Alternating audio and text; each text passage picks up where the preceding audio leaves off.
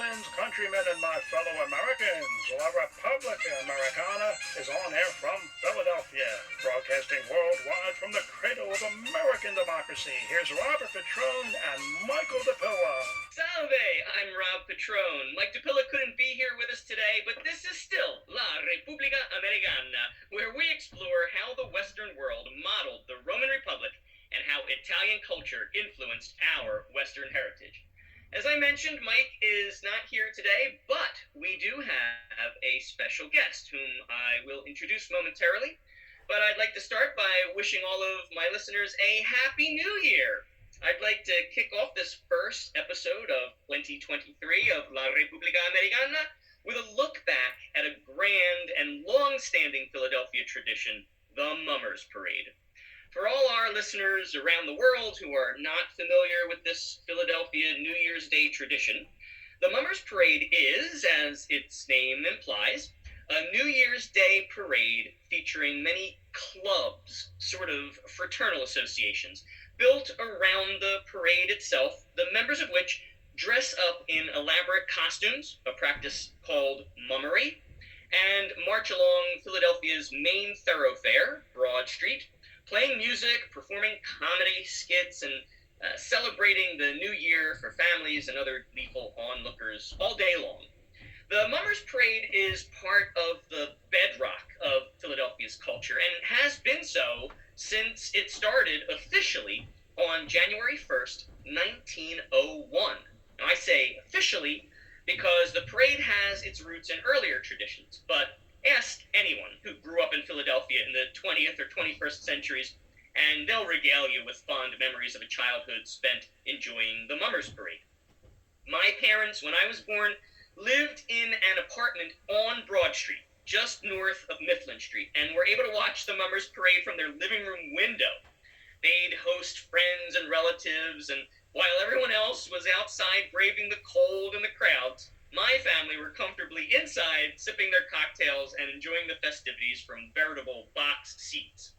When I was a kid and teenager growing up in southwest Philadelphia, I remember bundling up and taking the 37 bus to Broad and Snyder, only a couple of blocks south from where I was born, and laying down a swath of cardboard I had carried with me from home to stand on to insulate my feet from the cold concrete, so I could watch the parade all day in the wintry weather. Now, if Mike were here today, I'd ask him to tell us about the historical roots of the Mummers Parade. As luck would have it, Mike and I did have our usual martini night this week, and I did ask him that question, and he did have an answer. And unsurprisingly, mummery can be traced back to, wait for it, the Romans. No surprise there, since that's what our show is all about. So, according to Mike, the Romans celebrated an end-of-year winter feast in celebration of the Roman god Saturn, after whom the planet is named, the Roman god of time, renewal, and other related concepts. So you can see the concept of Father Time reflected in this Roman god. The Romans honored Saturn with masks or effigies, oscilla, as they are called in Latin, a word meaning little face. And indeed, the Roman scribe and illustrator Furius Dionysius Philocalus, who was enlisted by the wealthy Roman Christian Valentius to illustrate Valentius's collection of codex calendars, used the illustration of a mask to represent Saturnalia. Revelers also engaged in guising, that is, the wearing of full-fledged costumes in addition to the masks. The Roman historian Justinus writes in volume 43, chapter 3 of his Epitome of Pompeius Trogus, a 44-volume record of the Philippic histories, quote, "The first inhabitants of Italy were the Aborigines, whose king, Saturnus, is said to have been a man of such extraordinary justice that no one was a slave in his reign, the rank of all being made equal." End quote. Now, this sentiment is echoed in Thomas Jefferson's declaration that all men are created equal. Another Saturnalian practice was unlimited and unfettered free speech. Now, maybe you watched what you said the rest of the year, but during the 6-day period of Saturnalia, political correctness went out the window. And lastly, Saturnalia was characterized by reveling in the streets, as described by Roman statesman, satirist, and philosopher Lucius Annaeus Seneca the Younger, also known just as Seneca, who wrote, as an eyewitness in his Epistolae 18, quote, "The greatest part of a city is in a bustle." And just like everything else we discuss on the show, the mummery of the Romans was modeled by our 18th century settlers in the Americas. Irish, German, and English settlers brought to the Americas a tradition from Europe with its roots in Roman mummery called the mummer's play. These were folk plays by amateur actors known as mummers or geysers. Not geyser like a spring or a fountain, but geyser as in one who guises or wears costumes. Mummers play actors performed in the streets and then went door to door paying personal visits to the local residents. Swedish and Finnish settlers brought to Philadelphia their practice of second day Christmas, on which they visited neighbors, extending this practice all the way through to New Year's Day, and incorporating the costumes and parading of the mummers' plays of the Irish, English, and Germans. By the turn of the 20th century, what we ended up with was the prototype of the mummers' parade we see now in Philadelphia, which was made official by the city for the first time in 1900, the first city-authorized parade being held on January 1st, 1901. And here to take over and tell us about the Mummers Parade of the 21st century is our special guest, president of all the Mummers String Band Associations, Mr. Sam Regalbuto. Mr. Regalbuto, welcome to La Repubblica Americana. Hi, how are you? Good to be with you today. Good to join you. Just not to correct you. I'm not president of all the mummers. I'm just president of the String Band Association. I was with the current TV deal this year, spokesman for the three other divisions outside that take part in the original outdoor portion of the parade. Okay, all right. And you're not only president of the string bands, but you're also vice president of the Quaker City String Band in charge of production, right? Congratulations, by the way, for Quaker City's big victory this year in the final competition outside City Hall. I saw the performance, and it was absolutely spectacular. Oh, thank you very much. Yeah, we have an unbelievable team that works so hard all year round. Between Charlie Rhodes, our drill master, and Scott Grazier, our musical director, an unbelievable team of workers and creative people that work behind us that make that all possible. Right on. Now you mentioned you were a spokesman for the four divisions. Could you tell our listeners what exactly the divisions are among the mummers and what each division does? So we have the fancy division, which is the beautiful, elaborate costumes that go up first in the parade. You then have the wench division, which is 9 groups of New Year's shooters that go up in wench costumes, the dresses, and the umbrellas, and they go up with a theme, and they celebrate bringing in the new year with a funny, gimmicky theme. And then you have the comics, which also do the same. They're a combination. Some wear the wench dresses. Some do little skits and performances. With some satire. They're mostly funny. There were a lot of funny individual groups that did some pretty cool little skits on New Year's Day. And then you have the string band division. That's the 4th division, which does, we play the bands. We play the music along with our performances, productions, elaborate productions, more elaborate today than we used to be. And then you have the 5th division, is the Fancy Brigade Association, which is inside the convention center. And they have their 2 shows that take place in there with extremely elaborate productions, Disney-esque productions that they put on in there with, a mix of mummers and technology with big screens and lighting and just unbelievable shows. Yeah, I can believe it. I mean, after what I saw outside of City Hall, I have no doubt. Now, how did you personally get involved in the Mummers Parade? My dad, of course, it usually is a family situation. My dad started out in the comics and then went to the Fancy Brigades. He was a member of Satin Slipper for so many years and stayed involved. He got me involved as a young guy. I went out with the comics and then moved myself to the Fancy Brigades. Also, I was in Golden Crown for a few years, and then I had a lot of friends that I grew up with that were in Quaker City, and I transferred over in 1992 to Quaker City String Band, and I've been there for 32 years. I've been vice president there for the past 10. Right on. Okay. Yeah. And I remember watching the parade in the 70s and 80s, and it was truly the highlight of the New Year's festivities, no doubt. And back then, I recall that people lined up all along Broad Street, shoulder to shoulder, no visible break in the crowd, and the Mummers performed the entire way. It seemed nonstop from the beginning of the parade route all the way to the end.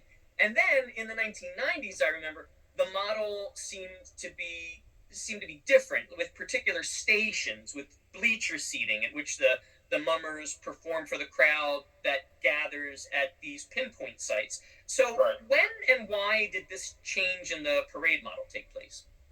So the first change happened when the city moved us off of Broad Street to Market Street. And they set up certain areas where we would drill and do our performances. It became almost like a show on the street and less of a parade, where they wanted to have drilling areas where people would congregate. And then you would have these sections where people say, well, they're just passing by, but we're getting to see the performance there. So people would mass in these spots. And then when we went back, we fought hard to get back to Broad Street, to our original parade route. We then set up performance areas there. And then it kind of started to break up the parade route where people would all want to be in the areas where you would start to see these productions. And in the 90s is when the changeover started to happen, where the string band performances started to get more elaborate, more cartoony, bigger props. The props started to grow, and that's when that kind of started to change over. And you started to have the performance areas where people would mass. Washington Avenue in front of St. Agnes Hospital, in front of the Methodist. Then they would do prizes in front of the Methodist. And that's where the model started to change. And then as the demographics changed in the city, and a lot of people moved out, a lot of the Mummers fans moved out, a lot of our fans got older, and technology kind of took over, and people started to enjoy being home and enjoying it in the comfort of their own home, the parade started to dwindle. And we tried to come up with a fix for, the dwindling crowds. And we said, well, maybe it's the props and the gaps in the parade that, are causing the people to just mass in the 1 or 2, 3 areas that we're doing the production. And so we thought, what if we got the competition over with first, got rid of the props, and then just made it into a parade? Maybe it would bring the people back. Now, I will say that this year, and I'm sure that the weather played a major role in it.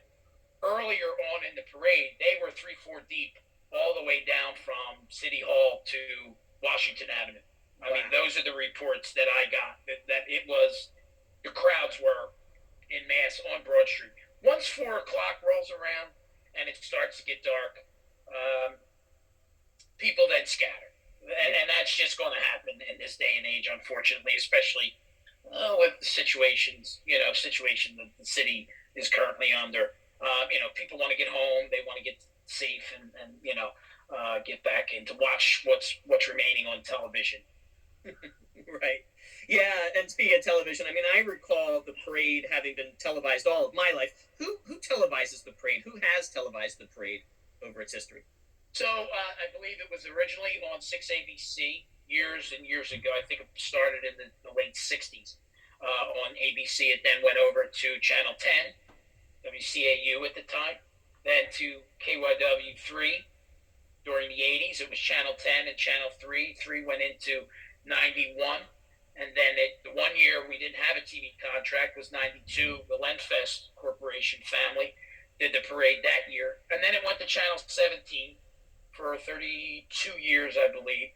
And then, unfortunately, this year, contract negotiations kind of broke down, and we moved on. We moved on to a new station. We're trying to reboot the parade and rebrand the parade and bring it into a different place going forward in the future. So we reached out and tried to get our own corporate sponsors. Once we secured the corporate sponsor, we went to Barry Fisher over at Meat TV, which actually was 69 News originally. That's who we contacted him. Was really, I didn't know at the time that they had Meat TV until we had the discussion, and he wanted to help us out.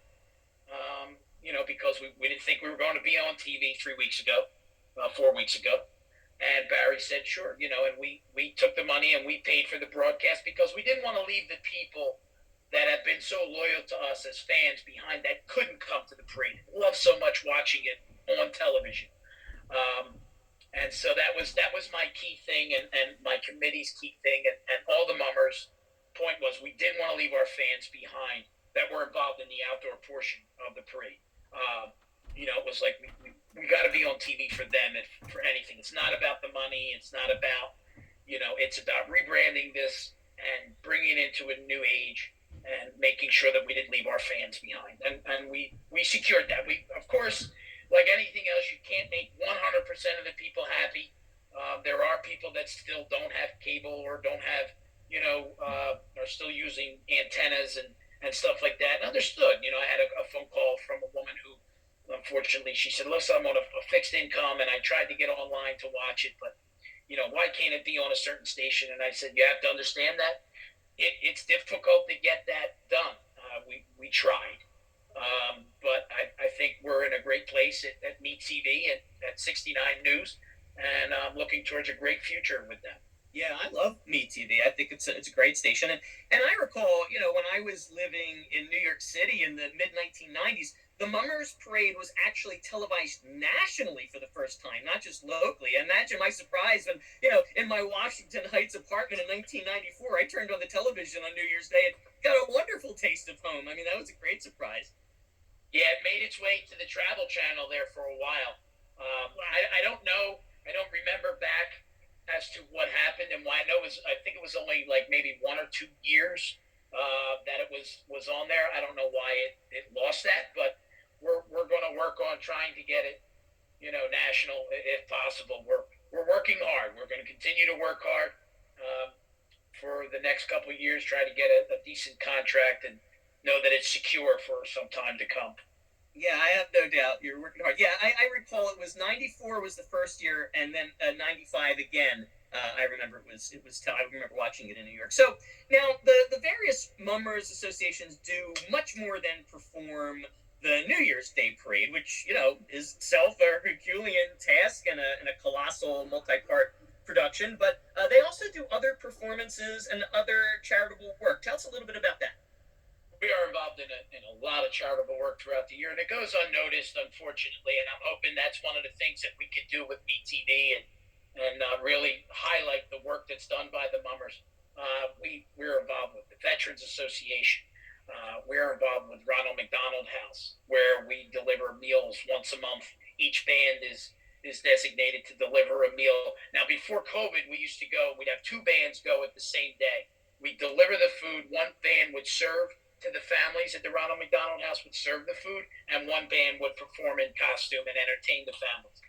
Due to COVID, they kind of still are restricted on that for right now. We're hoping to get back to being able to do that. We have foundations that are within our own Mummers world. We have Mummers Against Cancer, that we have fundraisers throughout the year that they go out and they support families in and outside of Mummers with cancer, and help those families with, delivering checks and to help them get through their rough times. We had a terrible tragedy a couple of years ago where we lost a couple dear friends and kids, and they created the Pelandro Ferry Foundation, which also helps give scholarships out to kids in high schools, and they help enormous amounts of people through that foundation, through their fundraisers. We have the Kubiak-McCluskey Foundation, which is a suicide awareness foundation.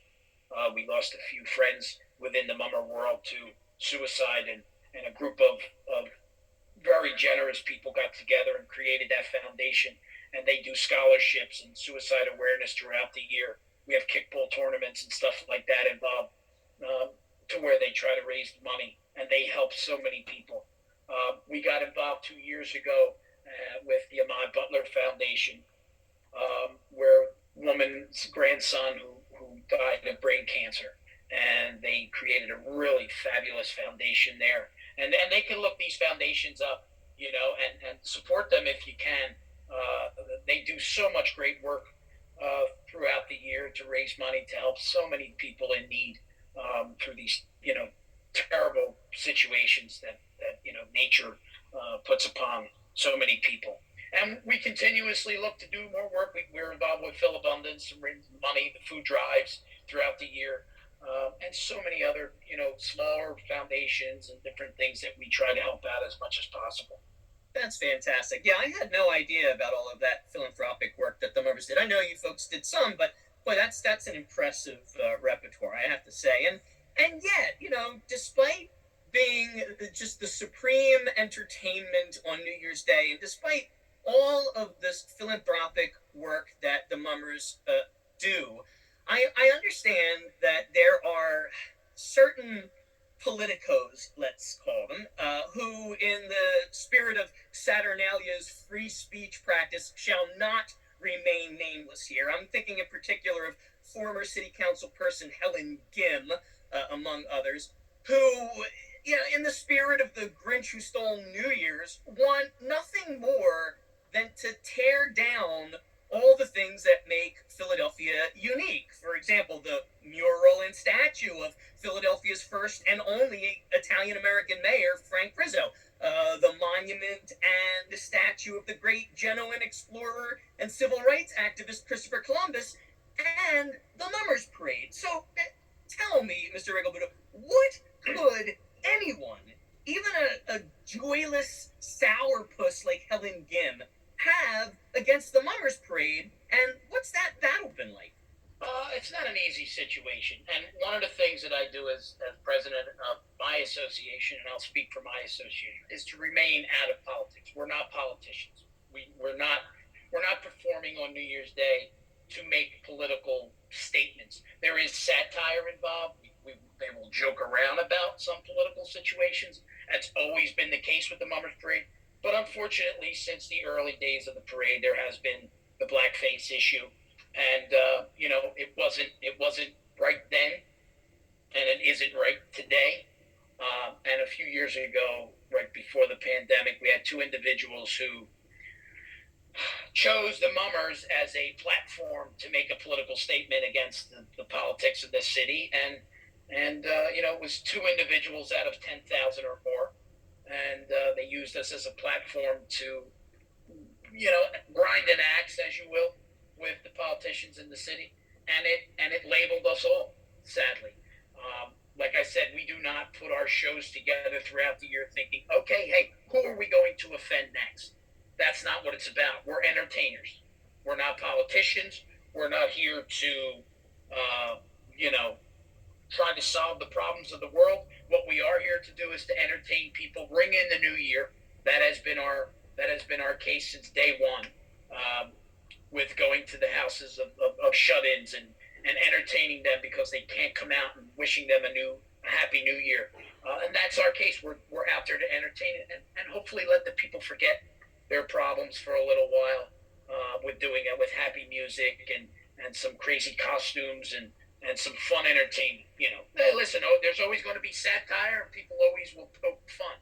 But we are not here to get involved in politics or change the landscape of the city of Philadelphia or anything like that. We're entertainers, and that's our goal. We're back to work already, looking towards what we can do next year to be fun and put on a really good show, because it is also a competition on every level for us, and we want to be competitive as much as possible and know what we can do to beat the other groups within our divisions, so that we can get the bragging rights, because that's all really that there is at this point for us, is bragging rights.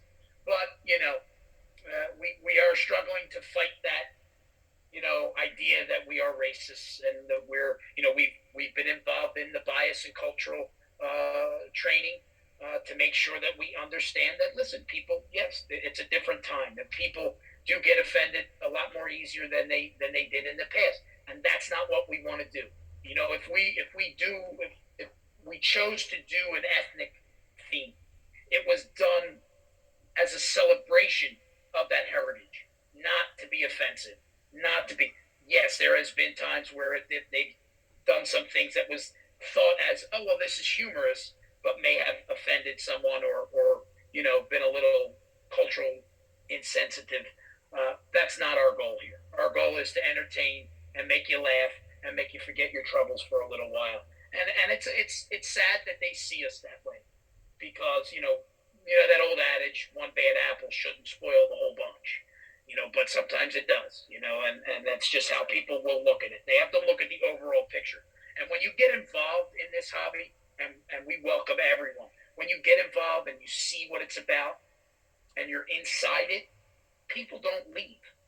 They don't usually leave unless they can't afford it anymore or to that. But we never throw people away for finances, or we work with people like that. We want them to stay a part of the hobby. We want them to stay invested in it. It's a family atmosphere, and we do push the family atmosphere. We are a family friendly event, but like I said, you're never going to make everybody happy, and you will have a few, let's say, boneheads that will do some insensitive things, because it's the way of the world, and unfortunately you can't control everyone. You try our best. We've come so far from years ago of the insensitive things, some of them that were done, and I think we're working hard. We're going to continue to work hard to be more inclusive, and listen, people are what we want. Everyone to feel welcome absolutely is our goal, to make everyone welcome and to come enjoy this family friendly event. We're not out there to hurt anyone. That's a great goal. That's beautiful. Yeah. So, as one of the presidents of the various mummers associations, where do you plan to take the mummers in the foreseeable future? We want to fix some of the issues. We work so hard on fixing the gaps in the parade. We know that people enjoy the show portion of it, the competition, as you will, judging area portion of our parade at City Hall on New Year's Day. We just want people to realize what they've been missing. We want to get it out there. We want people to see the charitable work we do all through the year. We have to get that out there more. We have to promote that more. And we do a really good job on social media, but sometimes social media can be cruel and find a way to find everything you do negative. But we want to get more people involved, more families involved, more kids involved from the neighborhoods that are musically inclined. And I speak again from my division. We want to get those kids that play the saxophone or are playing bass or drums, or we want to get them involved. It's really a good hobby for a kid to grow up in. I mean, I've been in it my whole life. My son is growing up and taking lessons. All the people that I know that their kids are getting involved. It's just an unbelievable hobby to want to grow up in, because it's like you have so many fathers and mothers around that watch and make sure that you're okay and that you're growing up right and doing the right things. It is truly a family family event within just the organizations, and I speak that for all the organizations. We do tend to take care of each other, and it's more than just a hobby. It is a way of life for some. For some, it is a way of life, and it's a great way of life. Knowing, what I know from the inside, it really is something that I would never give up. Yeah, I don't doubt it. Well, I, for one, as a native Philadelphian, certainly hope you succeed in these endeavors, and I wish you the best of luck with them. Thank you. Yeah, I mean, listen, you'll never perfect anything, and you always have people that will go against the grain, but you continue to push forward and you work hard. and you keep going, because I believe that we can reach that glory day again. I will say that in my memory of the Mummers Parade, the '80s were the best time of the Mummers Parade with television, and we're trying to recreate that again with being a more intimate to the fans watching from home. From the people in the booth talking about the parade throughout the day, and the fans watching it at home. Not so corporate as it's been in the past couple of years, and more family intimate. If you get what I'm trying to say, where it's you get to see more of the Mummers and talk to more of the Mummers in the broadcast, where you have things set up where there's video of the Mummers preparing and getting ready, and you get to learn who the main players are in the game, as I call it. I think that's something that we need to bring back so people can be familiar with the newer generation of the Mummers, where that was kind of lost there for a while. There used to be specials where you would see 2 weeks before New Year's the preparation and get to know the makeup people and the designers and the artists and the costume makers and the people that are putting the shows together within all the groups and all the different divisions. And I think that's something that we've been lacking. And I think that's something that we're going to work hard on. And we're going to continue to want to fix and better the parade and make it, try to get rid of the gaps and the things that happen. And it's just a natural thing that happens, especially when you have a competition and there's time scheduling there. And sometimes things happen like this year where we lost coverage for a few minutes due to an electrical problem. But we fixed it and we got it right back up, and we got everybody back in. It's an outdoor thing. You're dealing with the nature and the elements, and sometimes things happen, but we're really working hard. We want to bring it back to its former glory. We feel that it's gotten a bad rap over the years, and unfairly, I will say unfairly, in some respects. And we as a group, the other presidents in the other divisions that are such great friends of mine, Jessica Mazzone in the comics, Charlie McKenna with the Wenches, and Jack Cohen with the fancy division, and Tom Knight with the fancy brigades. We're working so hard to try and get this thing back to where it was at one point. Yeah. I'm glad to hear you say that about the '80s, because I was wondering if perhaps my perception of the parade was being viewed through the rosy lenses of youth. But I'm glad to hear from an insider that you agree that the '80s was sort of the halcyon days. I have to agree with you. And we only have a few seconds left, Mr. Regalbuto. Thank you so much for being on our show. Just tell us, in the few seconds we have left, how do you personally plan to spend 2023? Well, it goes right back to work. The Mummers Parade is back at work. We now have a very limited amount of time before some of us have to submit our themes within the next 2 weeks. So we will be doing elections, getting ourselves organized again with, there are new people that will come along and take positions. People are retiring. So we will work on that. I'm looking forward to getting a lot more of this, the parade solidified in the way that we want to take it. A multi-year TV deal, hopefully, fixing the parade, getting that better, and continue working with the city of Philadelphia, who though there are individuals that don't like the parade, they have been very cooperative and are awesome people to work with. I have to say, it was a great year. The last 2 years working with them has been fantastic. Spending some more quality time with my son involved with the Mummers and in the string band.